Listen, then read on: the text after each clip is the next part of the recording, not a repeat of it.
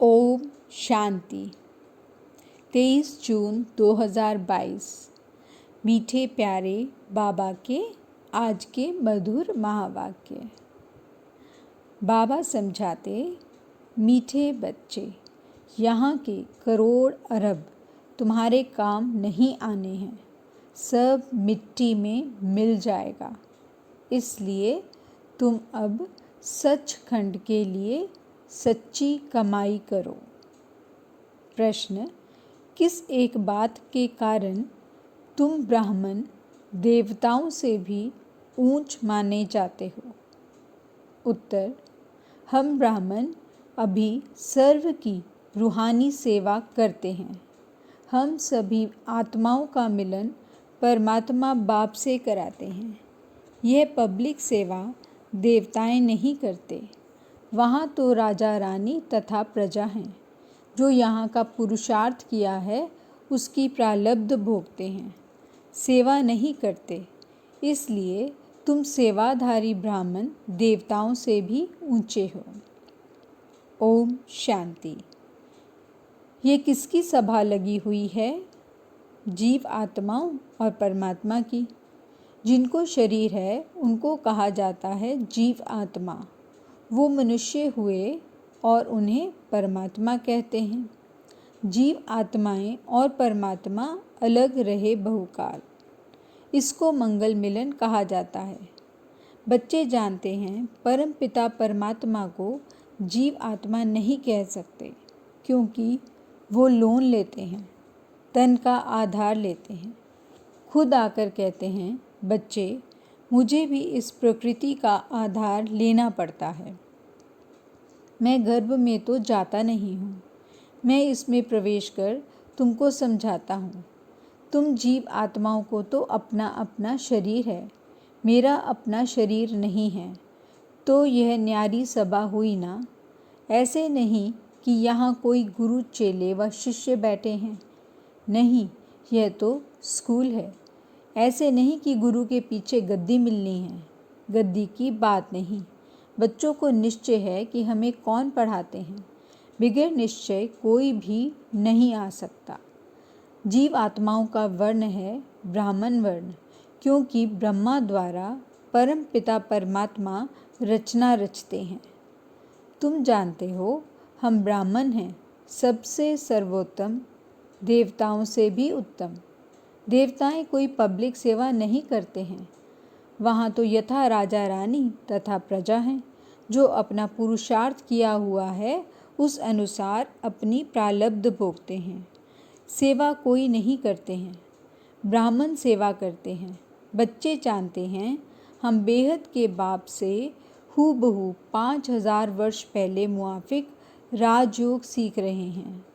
तुम बच्चे ठहरे, यहाँ चेले चाटी की बात नहीं।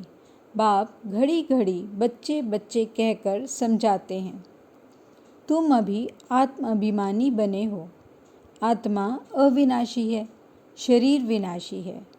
शरीर को कपड़ा कहा जाता है। यह मूत पलीती कपड़ा है, क्योंकि आत्मा आसुरी मत पर विकारों में जाती है, पतित बनती है।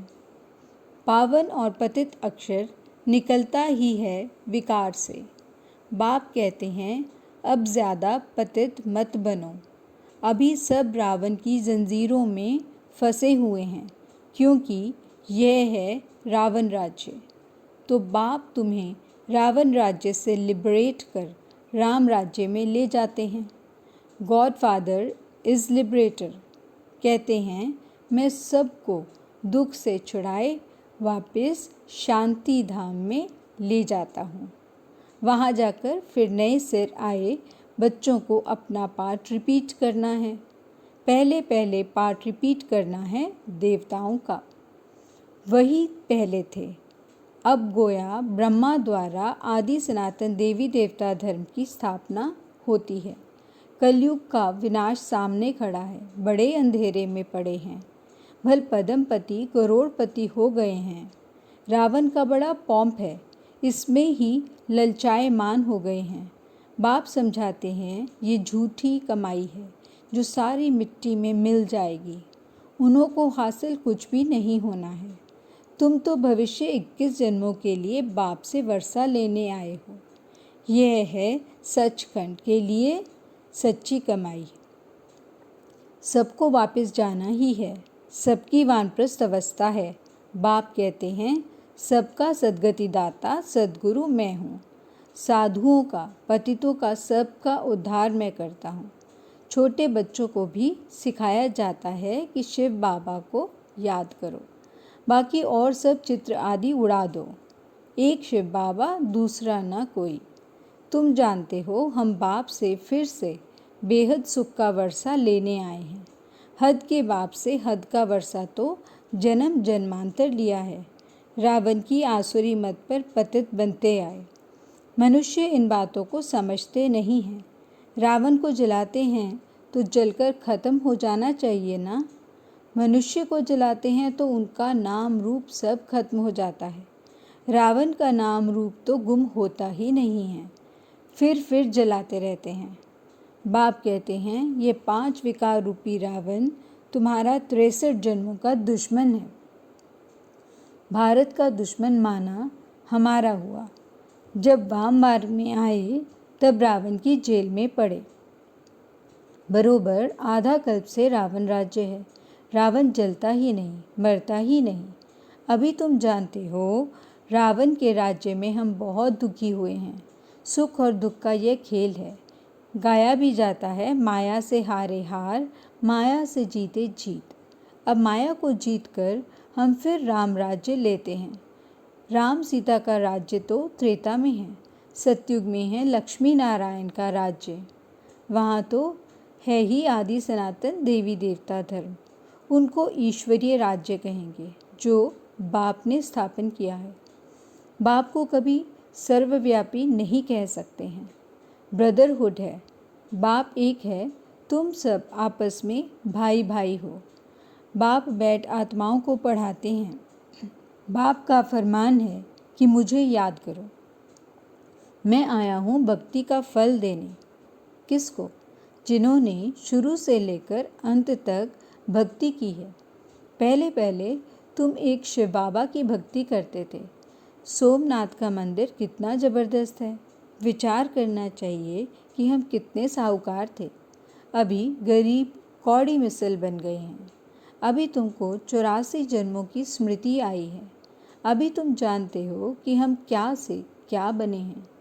अभी तुमको स्मृति आई है। स्मृति लब्धा अक्षर भी अभी का है। इसका मतलब यह नहीं समझना चाहिए कि भगवान ने आकर संस्कृत में गीता सुनाई है। संस्कृत होती तो तुम बच्चे कुछ नहीं समझते।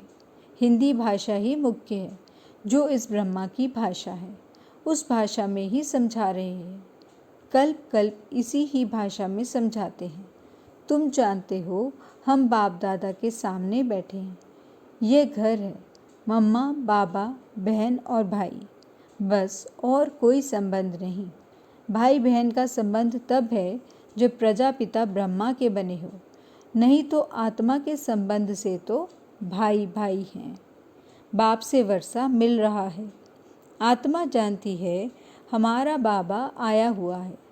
तुम ब्रह्मांड के मालिक थे, बाप भी ब्रह्मांड का मालिक है ना। जैसे आत्मा निराकार है, वैसे परमात्मा भी निराकार है।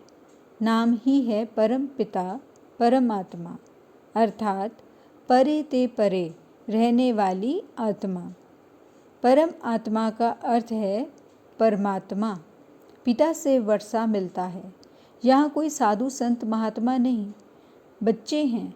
बाप से बेहद का वर्षा ले रहे हैं और कोई वर्षा दे न सके।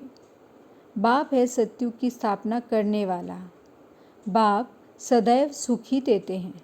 ऐसे नहीं कि सुख दुख बाप ही देते हैं, ऐसी लौ नहीं है।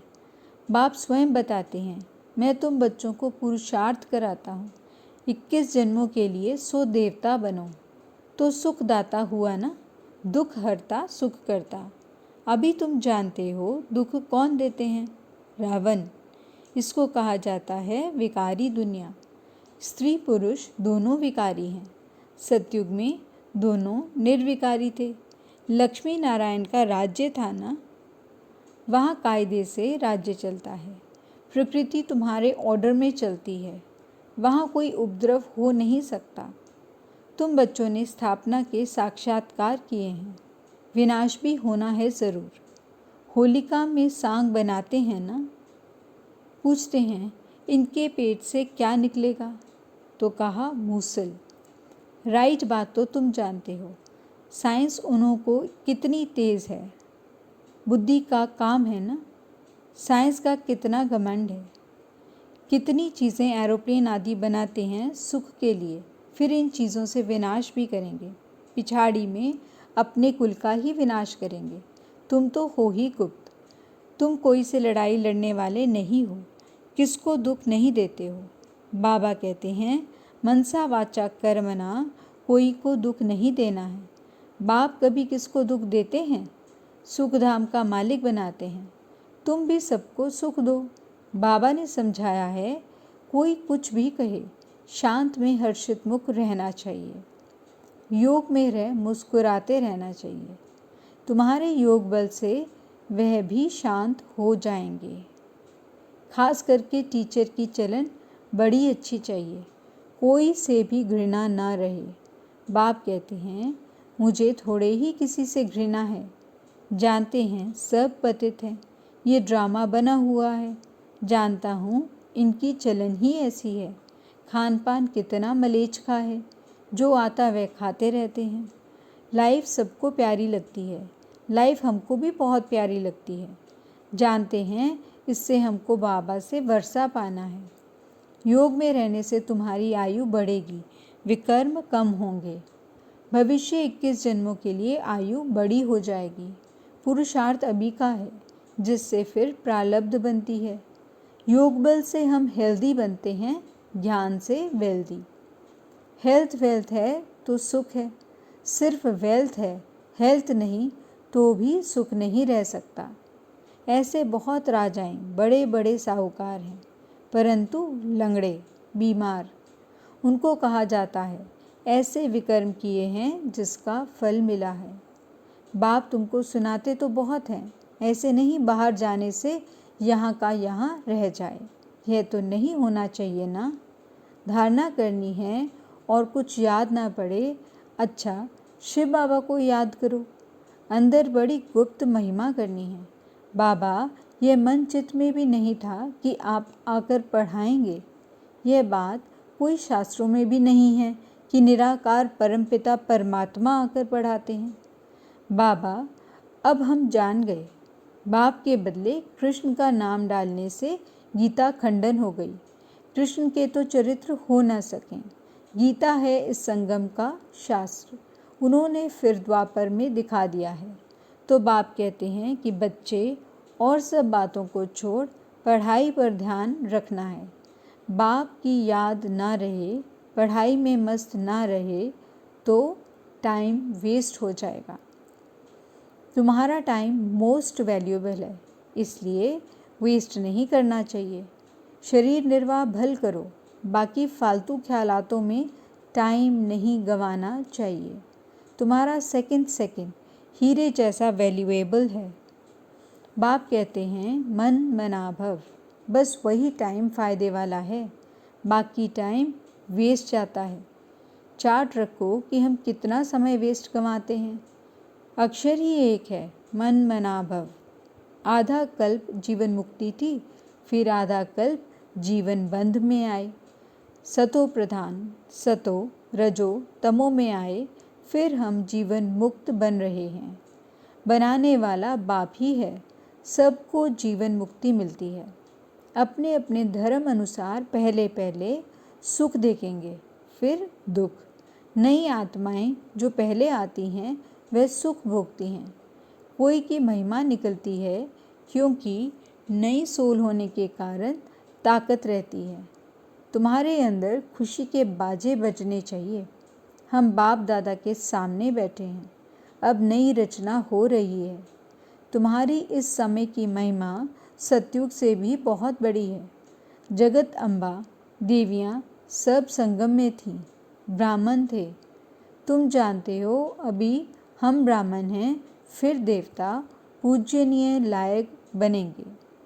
फिर तुम्हारे यादगार मंदिर बन जाते हैं।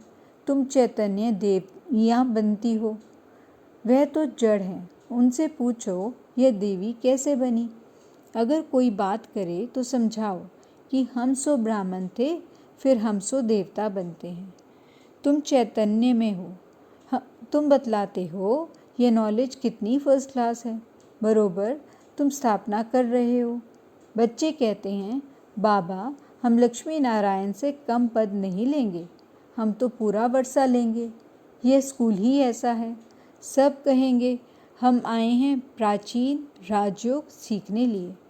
योग से देवी देवता बनते हैं। अभी तो शूद्र से ब्राह्मण बने हो, फिर ब्राह्मण से देवता बनेंगे। मूल बात ही है याद की। याद में ही माया विघ्न डालती है। तुम बहुत कोशिश करेंगे, फिर भी बुद्धि कहाँ ना कहाँ चली जाएगी।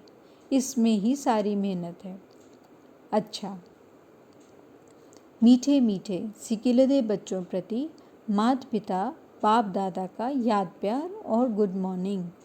रूहानी बाप की रूहानी बच्चों को नमस्ते। धारणा के लिए मुख्य सार। पहला पॉइंट, बाप समान सुखदाता बनना है। मनसा वाचा कर्मना किसी को भी दुख नहीं देना है। सदा शांतचित्त और हर्षित मुख रहना है। दूसरा पॉइंट, फालतू ख्यालातों में टाइम वेस्ट नहीं करना है। बाप की अंदर से महिमा करनी है। वरदान, श्रेष्ठ मत प्रमाण हर कर्म कर्म योगी बन करने वाले कर्म बंधन मुक्त भव।